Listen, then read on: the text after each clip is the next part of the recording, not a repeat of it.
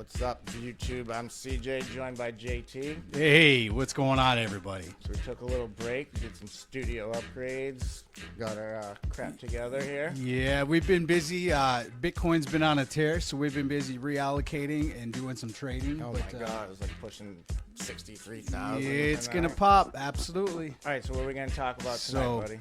So we've had a lot of our crew send us messages asking how to get into crypto, and we're going to talk about that in another video. But in this video, we're going to just go over some basic terms so everybody that is not in the crypto world knows what we're talking about in the videos we do, so we don't sound like we're speaking another language. Exactly. We can talk about some fun crypto slang and some terminology. Fun stuff. that you're going to need to know. Another language, yeah. If you want to sound like dorks like us, then you can learn these terms. Speak for yourself, man. All right, let's get into it. What do we got? Yeah, so the first term that we're going to talk about, which you do not want to be, is a no-coiner. No. That means you're not cool. So you want to own some crypto. It means you have no crypto if you're a no-coiner. So you don't not want to be a no-coiner. You actually want to be a holder of crypto, which brings us to the next term, basically. Instead of being a no-coiner, you want to be a hodler. Woo! So hodler. Hodl means to hold, and it's from a misspelling. Somebody tried to type hold in like 2013 in a Bitcoin chat forum. He just happened to misspell it, and the term caught on like wildfire. So it's even transformed. Basically, it's brought over into the traditional assets. So you'll see guys on certain financial channels, and they'll talk about hodling another commodity, another stock, or whatever. So the crypto world's now gone into the traditional world and use the same verbiage. Going worldwide. So hodling is cool. Don't be a no-coiner, be a hodler. Exactly. So next term we want to talk about is FOMO. FOMO. Fear of missing out. Don't do it. Yes. So as much as everybody wants to be involved in crypto, the key is to be smart and know when to get into it and don't risk too much. Don't chase, what do we want to call it? Don't chase it, let it come to you. Yeah, people are so into a certain coin, or a certain person was on Saturday Night Live pushing something, which is another term we're going to get involved with. So, but that's basically fear of missing out. Don't chase things. Let them come to you. Be smart when you get into your allocation. Absolutely. So don't FOMO. So I like the next one personally because this is what I aspire to be. That is a crypto whale. Whale, yes. What's a whale, JT? So a whale is basically a big boy. It's a big shark. So you got a lot of money going into the crypto world. And that's what we actually want to hunt. We want to know not the retail person that's getting into the market, the new person that's young, maybe a teenager, whatever age, whatever, but the whales we want to watch, the big money, the smart money. So when you have millions and millions of dollars, and now what is the market cap on crypto now? 2.6 trillion, I think it's it was getting today. fat. I'm guessing, we'll put my name on, we'll see. By the end of the year, we're going to be above 3 trillion market cap. The end of the week or the end of the the year? Yeah, exactly. You never know. We'll see. So might be a good week. Did you know? I didn't know this when we were researching for tonight's episode. The actual definition of a crypto whale is if you own 5% of the total coin supply. So 5%. Bitcoin whale owns 5% of 21 million shares. Jeez, I don't think nice. I have that much. No, not yet. I'm a little shy. We're working on it. We're gonna get there. All right, what do we got next? So man? whale, we definitely want to be favorite. a whale. The next one is Aaron's I'll be a favorite. double whale. Yeah. What are we at here? Oh yeah. Oh, I love this one. I mean JT's favorite. Pump and you call it pump and dump. Pump it. And so there was dump on Saturday Night Live a certain smart guy. I have my opinions, but he pumped that coin up, Dogecoin and Shiba Inu and a lot of coins. So a lot of in everything, stocks, crypto, you have to be careful not to be, again, FOMOing in because you might be sucked into a pump and dump. And basically we all know that term even from stocks is something that's hyped up. It skyrockets. All the FOMOers chase it.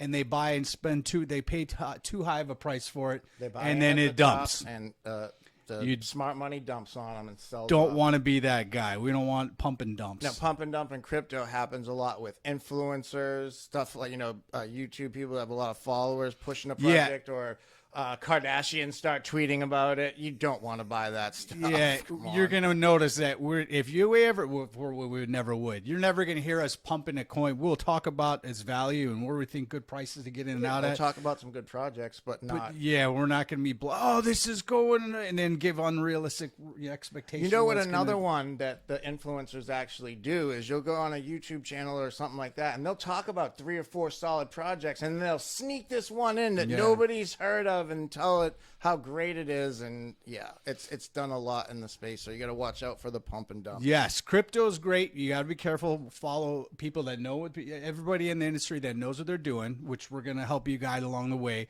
of who's smart to follow, who's logical. But you have to be careful. There's a lot of people that are new in the industry, and they can lead you the wrong way.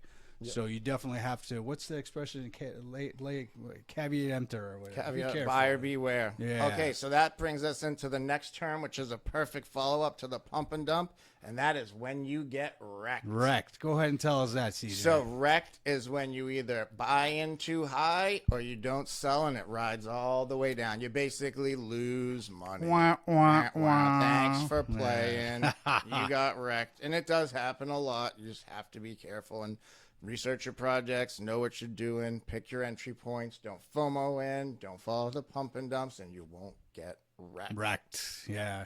Save that for the weekends, not trading. Exactly. Next, we have FUD. Fear, uncertainty, and doubt.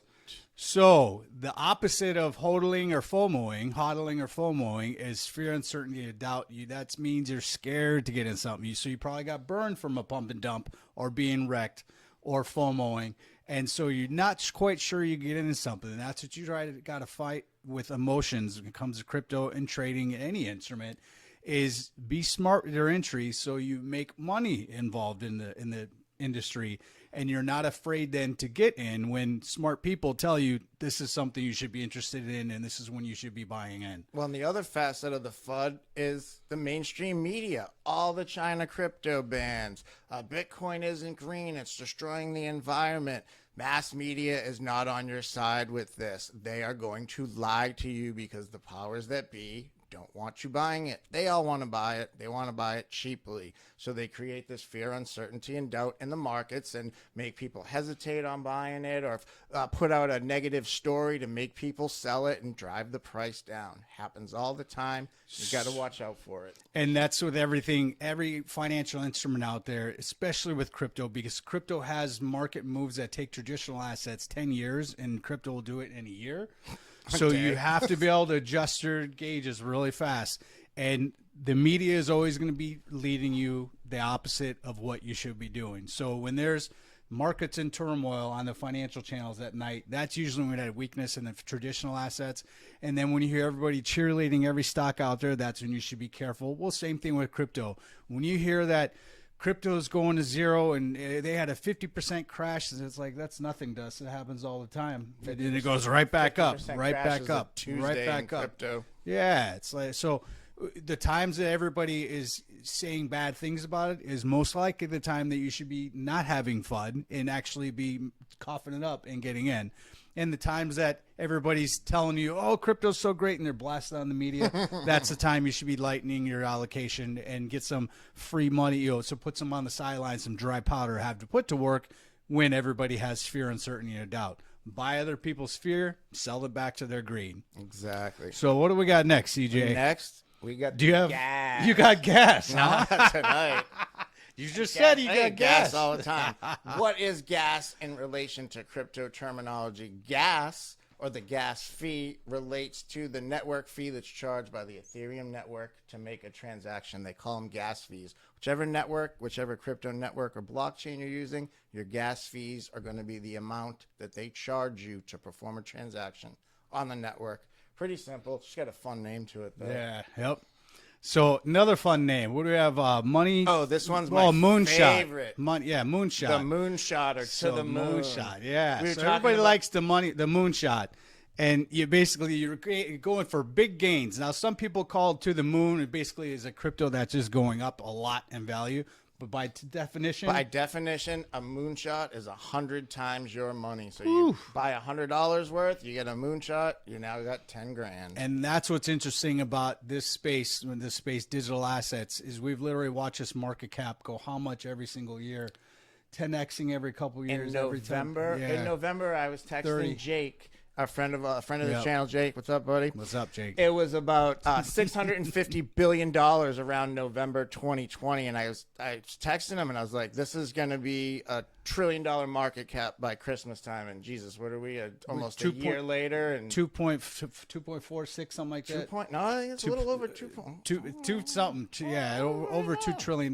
Check right now. It's so. Go ahead. What do you got there? You're slow on the trigger. $2.579 trillion. It's a lot of money coming into it. So you have in the digital assets and crypto, you have coins and projects go up very fast, and the market cap's going up very fast. So. All right, the next one we got. What do we have there? When you're holding your crypto bag or your bag, what do you know what that one is? Yeah, basically that's your allocation. If you're holding a bag of however much you have in there, what you're holding in your allocation. Yeah, what you're holding in your crypto bag is, or your stack is just how many coins you're holding of a certain crypto. So that's our bag is we have we call them our blue chips. Of course, Bitcoin's in there, Ethereum, and then we have a handful of other altcoins, and we'll get into that. That's our next one. I think we have a couple handfuls at this point. A couple. You don't want to own everything under the sun, but yeah, there is some great altcoins out there. Oh, that's our next term here is altcoin. There you go. So, imagine that.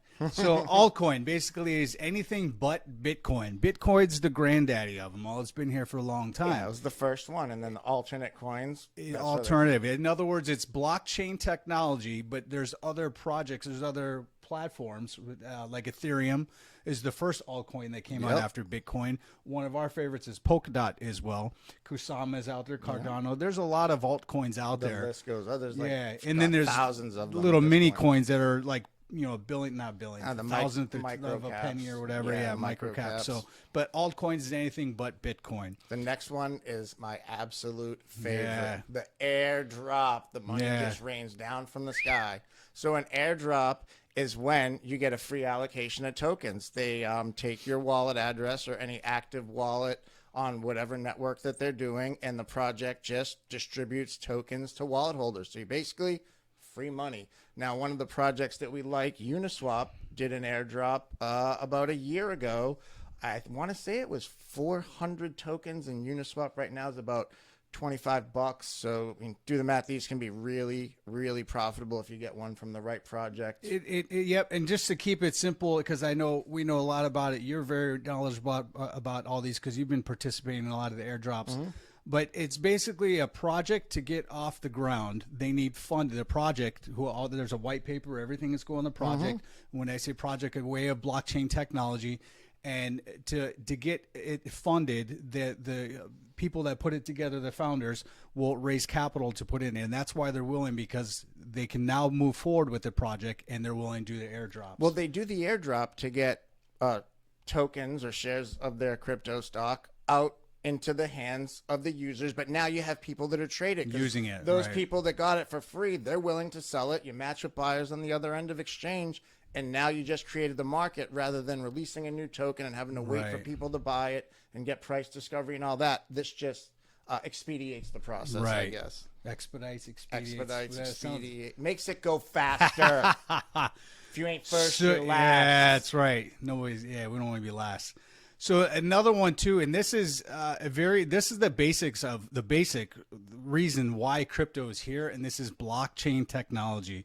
And this is going to be a term that in 10 years, everybody knows about. Just like at one point in the 90s, nobody knew what the internet was. Internet? What the hell is that? Yeah, exactly. Some box on it. It's like a can with a wax wire in the middle, right? The soup can on the string? Exactly, Did you use those when you were a kid? No, but I read stories about that. I made one when I was a kid. Don't lie. I made one, yeah. But okay. I picked up the phone like, let's do the wax string. All right, cool. So nostalgia. Yeah. So blockchain, I'm going to give a basic, just dumbed down version of it, but I have a technical term that I'll read, and that's when I got to get my glasses out. But so blockchain is basically system of I think of it in my mind as a web of computer systems out in the world. Everybody that's companies, people, individuals, all these mining equipment that are basically verifying financial transactions, they're all linked together, all double checking themselves. So instead of being centralized in one spot, one building, let's say Google, whoever, this is what this is. Someplace. This is basically everybody out, like some guy on the other side of the world, and my computer, and 1,000 other people, 10,000, a million other people, all of them are checking the answers to a mathematical problem and deciding what's true and what's not.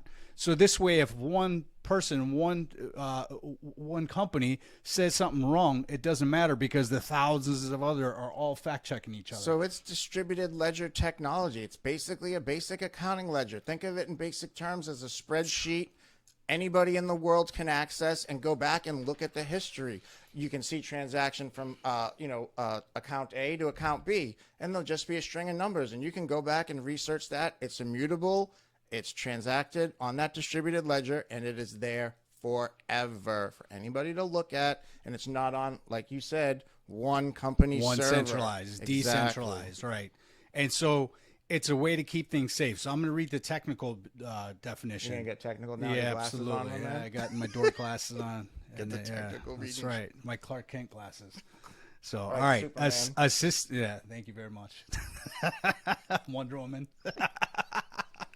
All right, a system digital ledger. Oh, you said that. A system digital ledger. Distributed. Whatever. A system digital ledger of recorded information / transactions, financial transactions, also on an entire network of computer systems. Also, that's what I was saying earlier, a web of everyone's computer checking accuracy, multiple legs to the table, basically. Instead of relying on one leg, there's millions and millions of legs out there in the world. It's a redundant system of backups. So I have my computer, I have a backup of it, and then I even have a backup that I plug in it every now and take it out. Well, this is a backup of backup of backup of backup. Yeah, well, it's constantly checking every accuracy. mining computer out there is connected to the And network, this is has why a copy. technology is advancing so much, because we have now a way to literally take the whole world and connect it all together using the internet.